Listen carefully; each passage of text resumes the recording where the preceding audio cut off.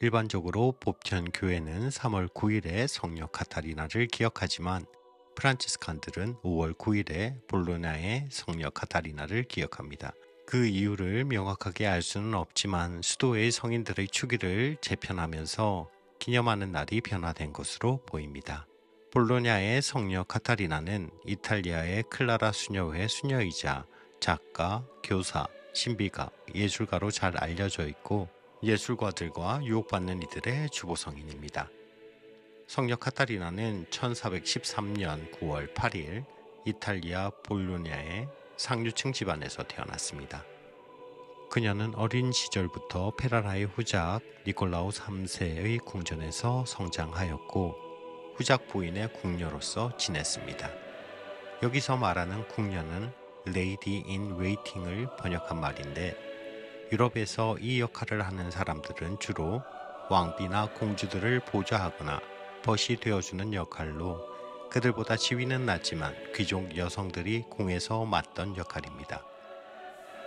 카타리나는 궁에서 살면서 이 시기에 글을 읽고 쓰는 법을 배웠음은 물론 음악과 예술에 대해서도 배우게 됩니다. 하지만 1426년 니콜로 3세는 그의 부인을 정결 문제로 추방을 하였고 그 시기에 카타리나도 궁을 떠나게 되었습니다. 궁에서 나온 카타리나는 이후 아우구스티노 수도회의 회칙을 따르는 백인 공동체에 합류하여 회계자의 삶을 살기 시작하였습니다. 그녀가 백인 공동체에 합류하고 얼마 지나지 않아 공동체 안에서는 아우구스티노 수도회 회칙을 따를 것인지 아니면 프란치스칸 회칙을 따를 것인지에 대한 의견이 나누어졌고 1431년 마침내 그들은 프란치스칸 회칙을 따르기로 결정하면서 엄격한 가난의 클라라회 주님의 성체 수도원이 됩니다. 카타리나는 이 수도원에서 1431년에서 1456년까지 살면서 수련장으로 봉사하였습니다. 카타리나는 주님의 성체 수도원에 살면서 다른 이들의 경건함의 모범이 되는 삶을 살았다고 전해집니다. 그리고 이 시기에 콘스탄티노플 함락과 같은 미래 사건뿐만 아니라 그리스도, 성모 마리아, 토마스 베켓, 요셉에 대한 기적과 여러 환시를 경험했다고 보고했습니다. 또한 수많은 종교 논문, 창가, 설교, 자신만의 성무일도를 필사하고 사파를 그리기도 하였습니다. 1455년 프란치스칸들과 볼로냐의 행정가들은 그녀에게 볼로냐의 주님의 성체 수도원의 분원으로서의 새로운 공동체의 수도원장이 되어주기를 요청하였고 그녀는 1456년 12명의 자매들과 함께 볼로냐의 새로운 공동체로 옮겨가 그녀가 선종할 때까지 즉 1463년까지 수도원장으로 살다가 생을 마감합니다. 1463년 카타리나가 선종한 후 그녀는 수도원의 묘지에 묻혔는데 그녀가 죽은 지 18일이 지나고 나서 무덤으로부터 나는 달콤한 향기와 함께 썩지 않은 그녀의 시신이 발견되었습니다. 이후 카타리나의 시신은 사람들이 그녀의 유해를 바라볼 수 있게 수녀복을 입은 모습으로 경당에 모셔져 있습니다. 그리고 당대의 클라라 회의 자매였던 일루미나타 벤보 수녀는 1469년 카타리나에 대한 전기를 썼습니다. 카타리나에 대한 대중신심은 그녀의 사후부터 계속해서 그 지역과 그 주변 지역으로 퍼져나갔습니다.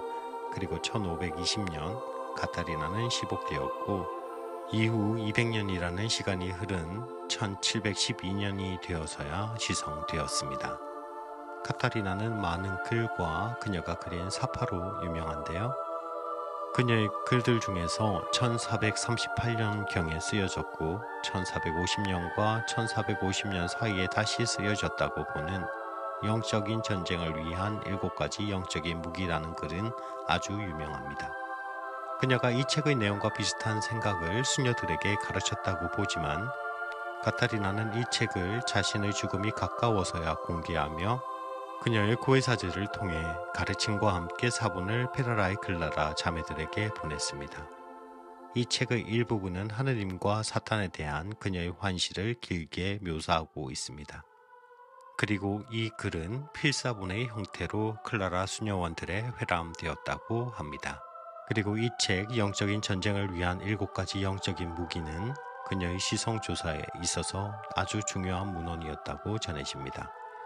또한 그녀는 5,000행에 이르는 라틴어 시집인 로사리움 메트리쿰과 종교적 논문을 쓴 것으로 알려져 있습니다. 2000년경에 그녀의 글이 다수 발견되었는데 학자들은 그녀의 글들을 평가하면서 그녀가 그녀의 명성에 걸맞지 않는 대접을 받아왔다고 말하기도 하였습니다. 그리고 카타리나의 성무일도는 그녀의 개인 작품이 보존되어 있는 드문 경우이기도 합니다. 그녀는 영적인 글들을 필사하며 묵상하면서 천여 개의 기도에 개인 주석을 달아놓았고 성 프란치스코와 성녀 클라라의 이미지에 특별한 주의를 기울이며 성인들의 흉상을 초상화 형태의 이니셜로 그리기도 하였습니다. 그 외에도 그리스도와 아기 예수, 마리아 막달레나 파도바의 안토니오 등의 이미지를 그려넣기도 하였습니다. 그리고 어떤 성탄절에 자신이 본 환시를 글로 남겼는데 그것은 아기 예수를 팔애하는 마리아에 대한 환시였습니다. 이는 훗날 많은 화가들이 즐겨 그리는 성모자상의 모티브가 되었다고 이야기됩니다. 카타리나는 종교 예술의 목적은 자신과 다른 사람들의 신심을 더 높이는 것이라고 표현하였습니다. 카타리나는 미학적 철학을 표현한 여성 예술가로 중요한 의미를 지닌다고 평가되어 왔고 1712년 클레멘스 11세에 의해 성인품에 올랐습니다. 성녀 카타리나에 대해 베네딕토 16세 교황은 이렇게 말하였습니다. 수세기의 세월이 흘렀지만 성녀는 여전히 매우 현대적이며 우리의 삶에 대해 이야기합니다. 그녀도 우리와 마찬가지로 유혹에 시달렸고 불신앙과 관능의 유혹, 어려운 영적 투쟁의 유혹을 겪었습니다. 그녀는 하느님으로부터 버림받았다고 느꼈고 믿음의 어둠 속에서 자신을 발견했습니다.